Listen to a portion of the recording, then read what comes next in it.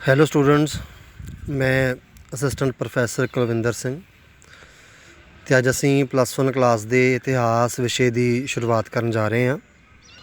ਬਹੁਤ ਸਾਰੇ ਬੱਚਿਆਂ ਨੇ ਤਾਂ ਇਹ ਮਨ ਪਹਿਲਾਂ ਹੀ ਬਣਾਇਆ ਹੋਵੇਗਾ ਕਿ ਅਸੀਂ ਇਤਿਹਾਸ ਪੜ੍ਹਨਾ ਹੈ, ਅਤੇ ਅਜਿਹੇ ਬੱਚੇ ਬਹੁਤੇ ਹੋਣਗੇ ਜਿਨ੍ਹਾਂ ਨੇ ਅਜੇ ਡਿਸਾਈਡ ਨਹੀਂ ਕਰ ਪਾਏ ਕਿ ਅਸੀਂ +1 ਆਰਟਸ ਦੇ ਵਿੱਚ ਕਿਹੜੇ ਵਿਸ਼ੇ ਦੀ ਚੋਣ ਕਰੀਏ।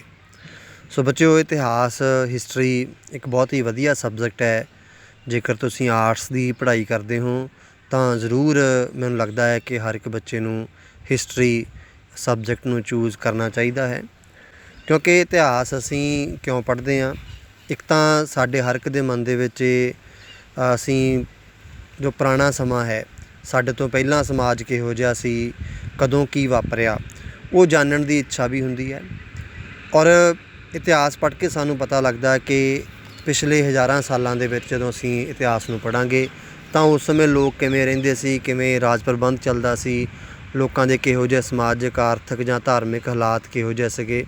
ਸੋ ਉਹ ਸਾਰੇ ਨੂੰ ਸਾਨੂੰ ਪਤਾ ਲੱਗਦਾ ਹੈ ਔਰ ਉਸ ਤੋਂ ਸਾਡੀ ਗਿਆਨ ਵਿੱਚ ਵਾਧਾ ਹੁੰਦਾ ਹੈ ਔਰ ਸਾਨੂੰ ਬਹੁਤ ਕੁਝ ਸਿੱਖਣ ਨੂੰ ਵੀ ਮਿਲਦਾ ਹੈ। ਅਤੇ ਦੂਸਰਾ, ਜਦੋਂ ਅਸੀਂ ਪੜ੍ਹਾਈ ਕਰਦੇ ਹਾਂ ਕਿਤੇ ਨਾ ਕਿਤੇ ਉਹਦੇ ਵਿੱਚ ਇਹ ਵੀ ਇੱਛਾ ਹੁੰਦੀ ਹੈ ਕਿ ਅਸੀਂ ਕੋਈ ਬਾਅਦ ਵਿੱਚ ਕਿਸੇ ਜੋਬ ਨੂੰ ਕਰ ਸਕੀਏ ਜਾਂ ਕੋਈ ਕੰਮ ਕਰ ਸਕੀਏ ਜਿਹਦੇ ਵਿੱਚ ਸਾਡੇ ਪੜ੍ਹਾਈ ਕੰਮ ਆਵੇ। ਤਾਂ ਜਿੰਨੇ ਵੀ ਕੰਪੀਟੀਟਿਵ ਐਗਜ਼ਾਮ ਹੁੰਦੇ ਨੇ, ਚਾਹੇ ਉਹ ਬਹੁਤ ਸਾਰੇ ਟੋਪ ਲੈਵਲ ਦੇ IPS ਦੇ ਐਗਜ਼ਾਮ ਨੇ, IAS ਦੇ ਐਗਜ਼ਾਮ ਨੇ, ਅਤੇ ਹੋਰ ਵੀ ਬਹੁਤ ਸਾਰੀਆਂ ਜਿਵੇਂ ਨੌਕਰੀਆਂ ਨਿਕਲਦੀਆਂ ਨੇ, ਉਹਨਾਂ ਦੇ ਐਗਜ਼ਾਮ ਹੁੰਦੇ ਨੇ, ਅਤੇ ਉਹਨਾਂ ਦੇ ਵਿੱਚ ਇਤਿਹਾਸ ਦੇ ਪ੍ਰਸ਼ਨ ਮੁੱਖ ਤੌਰ 'ਤੇ ਪੁੱਛੇ ਜਾਂਦੇ ਨੇ। ਸੋ ਇਸ ਕਰਕੇ ਜੇਕਰ ਜਿਹੜੇ ਬੱਚੇ ਫਿਰ ਹਿਸਟਰੀ ਉਹ ਆਰਟਸ ਵਿੱਚ ਪੜ੍ਹੇ ਹੁੰਦੇ ਨੇ ਤਾਂ ਉਹਨਾਂ ਨੂੰ ਉੱਥੇ ਸੌਖਾ ਹੁੰਦਾ ਹੈ ਉਹਨਾਂ ਦਾ ਜਵਾਬ ਦੇਣੇ, ਤਿਆਰੀ ਕਰਨੀ।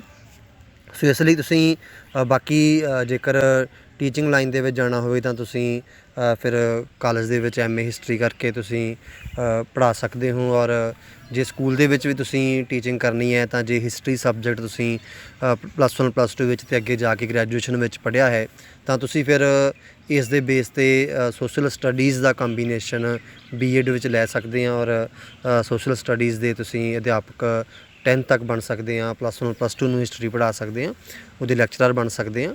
ਸੋ ਅਸੀਂ ਨੈਕਸਟ ਅੱਜ ਸਿਲੇਬਸ ਦੇ ਬਾਰੇ ਜਾਣਾਂਗੇ ਕਿ ਸਿਲੇਬਸ ਕੀ ਹੈ ਸਾਡਾ +1 ਦੇ ਵਿੱਚ। ਸੋ ਜੋ ਟੋਟਲ ਸਿਲੇਬਸ ਹੈ ਉਹਨੂੰ 4 ਯੂਨਿਟ ਦੇ ਵਿੱਚ 4 ਭਾਗਾਂ ਦੇ ਵਿੱਚ ਵੰਡਿਆ ਗਿਆ ਵਾ। ਕੁੱਲ ਜੋ ਲੈਸਨ ਨੇ ਉਹ 22 ਨੇ, 22 ਲੈਸਨ ਸਾਡੇ ਸਿਲੇਬਸ ਦੇ ਵਿੱਚ ਨੇ +1 ਦੇ ਵਿੱਚ। ਜੇਕਰ ਅਸੀਂ ਪਹਿਲਾ ਭਾਗ ਊੜਾ ਦੀ ਗੱਲ ਕਰੀਏ ਜਿਹਦੇ ਵਿੱਚ 6 ਚੈਪਟਰ ਨੇ। ਸਿੰਧ ਘਾਟੀ ਦੀ ਸੱਭਿਅਤਾ, ਭਾਰਤੀ ਆਰੀਆ, ਜੈਨ ਧਰਮ ਅਤੇ ਬੁੱਧ ਧਰਮ, ਮੌਰੀਆ ਕਾਲ, ਗੁਪਤ ਕਾਲ, ਵਰਧਨਾ ਦਾ ਉਥਾਨ ਅਤੇ ਉਹਨਾਂ ਦਾ ਸਮਾਂ। ਨੈਕਸਟ ਭਾਗ ਐੜੇ ਦੇ ਵਿੱਚ ਰਾਜਪੂਤ ਕਾਲ, ਦਿੱਲੀ ਸਲਤਨਤ, ਦੱਖਣੀ ਭਾਰਤ ਦੇ ਰਾਜੇ, ਸਮਾਜਿਕ ਧਾਰਮਿਕ ਅੰਦੋਲਨ, ਗੁਰੂ ਨਾਨਕ ਦੇਵ ਜੀ ਅਤੇ ਸਿੱਖ ਧਰਮ। ਭਾਗ ED ਦੇ ਵਿੱਚ ਮੁਗਲ ਸਾਮਰਾਜ ਦੀ ਸਥਾਪਨਾ, ਮੁਗਲ ਰਾਜ ਪ੍ਰਣਾਲੀ ਅਤੇ ਸ਼ਾਸਨ ਪ੍ਰਬੰਧ। ਦੱਖਣ ਵਿੱਚ ਨਵੀਆਂ ਸ਼ਕਤੀਆਂ ਦਾ ਉਥਾਨ, ਉੱਤਰ ਵਿੱਚ ਨਵੀਆਂ ਸ਼ਕਤੀਆਂ ਦਾ ਉਥਾਨ, ਮਹਾਰਾਜਾ ਰਣਜੀਤ ਸਿੰਘ, ਯੂਰਪੀਅਨਾਂ ਦਾ ਆਗਮਨ ਅਤੇ ਸਰਵਉੱਚਤਾ ਲਈ ਸੰਘਰਸ਼। ਅਤੇ ਲਾਸਟ ਜੋ ਭਾਗ ਸੱਸਾ ਹੈ ਉਸ ਦੇ ਵਿੱਚ ਬ੍ਰਿਟਿਸ਼ ਸਾਮਰਾਜ ਦਾ ਵਿਸਤਾਰ ਅਤੇ ਸੰਗਠਨ, ਬ੍ਰਿਟਿਸ਼ ਸ਼ਾਸਨ ਅਧੀਨ ਆਰਥਿਕ ਅਤੇ ਸਮਾਜਿਕ ਪਰਿਵਰਤਨ, ਸਮਾਜਿਕ ਅਤੇ ਧਾਰਮਿਕ ਅੰਦੋਲਨ, ਰਾਜਨੀਤਿਕ ਚੇਤਨਤਾ ਅਤੇ ਪ੍ਰਤੀਨਿਧੀ ਸਰਕਾਰ ਲਈ ਸੰਘਰਸ਼, ਸੁਤੰਤਰਤਾ ਲਈ ਸੰਘਰਸ਼। ਸੋ ਇਹ ਭਾਰਤ ਦਾ ਇਤਿਹਾਸ ਜੋ ਅਸੀਂ +1 ਦੇ ਵਿੱਚ ਪੜ੍ਹਨਾ ਹੈ ਉਹ ਸਿੰਧ ਘਾਟੀ ਦੀ ਸੱਭਿਅਤਾ ਤੋਂ ਸ਼ੁਰੂ ਕਰਕੇ ਸਾਨੂੰ ਫਿਰ ਅੰਗਰੇਜ਼ਾਂ ਦੇ ਭਾਰਤ ਆਉਣ ਦੇ ਸਮੇਂ ਔਰ ਉਸ ਤੋਂ ਬਾਅਦ ਜੋ ਆਜ਼ਾਦੀ ਲਈ ਸੰਘਰਸ਼ ਹੈ, ਭਾਰਤ ਆਜ਼ਾਦ ਹੁੰਦਾ ਹੈ, ਉੱਥੋਂ ਤੱਕ ਦੀ ਅਸੀਂ ਸਾਰੀ ਜਿਹੜੀ ਹਿਸਟਰੀ ਹੈ ਉਹਨੂੰ ਅਸੀਂ ਪੜ੍ਹਨਾ ਹੈ।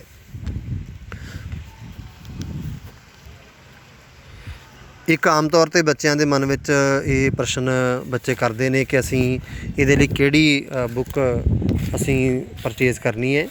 ਬੱਚਿਓ, ਜਦੋਂ ਅਸੀਂ ਔਨਲਾਈਨ ਪੜ੍ਹ ਰਹੇ ਹਾਂ ਵੈਸੇ ਤਾਂ ਸਾਰਾ ਮਟੀਰੀਅਲ ਤੁਹਾਨੂੰ ਅਸੀਂ ਔਨਲਾਈਨ ਵੀ ਪ੍ਰੋਵਾਈਡ ਕਰਵਾਉਂਦੇ ਜਾਣਾ ਹੈ, ਪਰ ਜੇਕਰ ਤੁਸੀਂ ਬੁੱਕ ਨੂੰ ਜਦੋਂ ਕਲਾਸਾਂ ਵਿੱਚ ਵੀ ਪੜ੍ਹਨਾ ਹੈ ਆਪਾਂ ਔਰ ਬੁੱਕ ਕੋਲ ਹੋਵੇ ਤਾਂ ਅਸੀਂ ਥੋੜ੍ਹਾ ਪੜ੍ਹਨਾ ਈਜ਼ੀ ਹੁੰਦਾ ਹੈ, ਸੌਖਾ ਹੁੰਦਾ ਹੈ।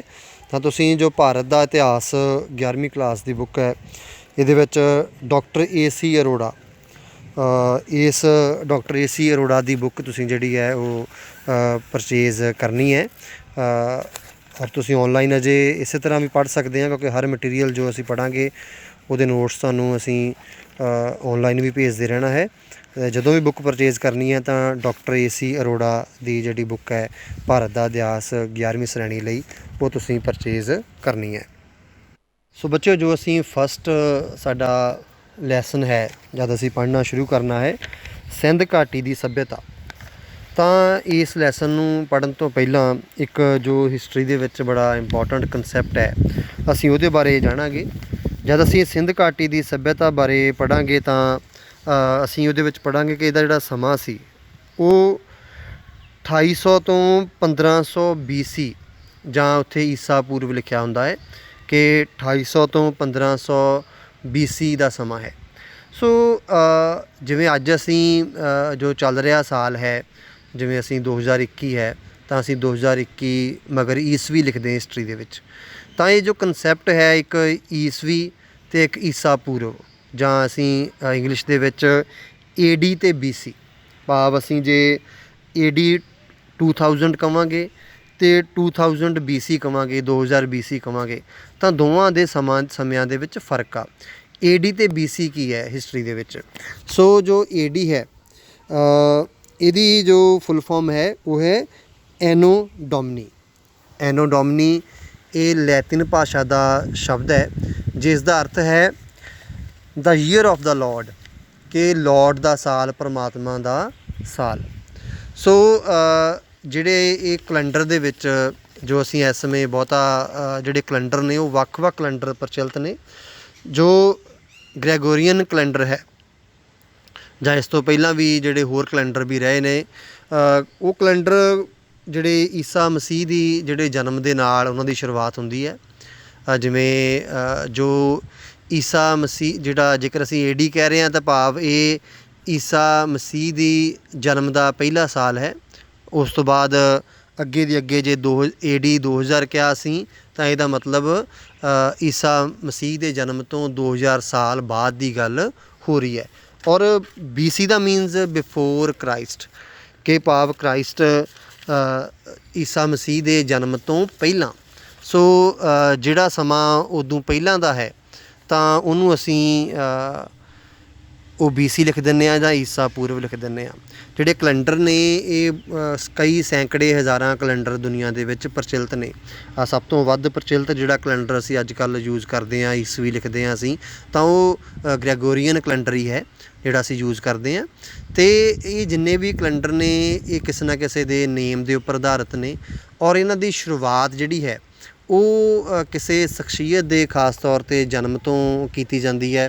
ਜਿਵੇਂ ਇਹ ਜੋ ਕੈਲੰਡਰ ਜੇ AD ਅਤੇ BC ਦੀ ਟਰਮ ਹੈ, ਇਹ ਈਸਾ ਮਸੀਹ ਦੇ ਜਨਮ ਤੋਂ ਕੈਲੰਡਰ ਸ਼ੁਰੂ ਹੁੰਦਾ ਹੈ ਅਤੇ ਅੱਗੇ ਨੂੰ ਚੱਲਦਾ ਹੈ।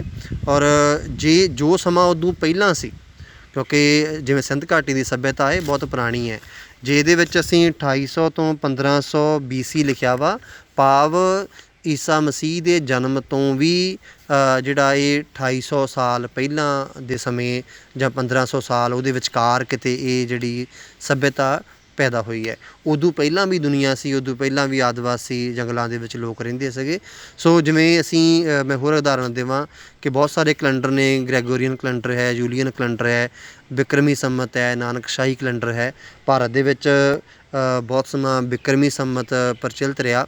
ਅੰਗਰੇਜ਼ਾਂ ਦੇ ਆਉਣ ਤੋਂ ਬਾਅਦ ਹੋਣ ਵਾਲੇ ਸਮੇਂ ਦੇ ਵਿੱਚ ਹੀ ਅਸੀਂ ਉਹਨਾਂ ਦੇ ਕੈਲੰਡਰ ਨੂੰ ਅਪਣਾਇਆ ਹੈ ਜੋ ਈਸਾਈ ਧਰਮ ਦੇ ਵਿੱਚ ਪ੍ਰਚਲਿਤ ਕੈਲੰਡਰ ਹੈ।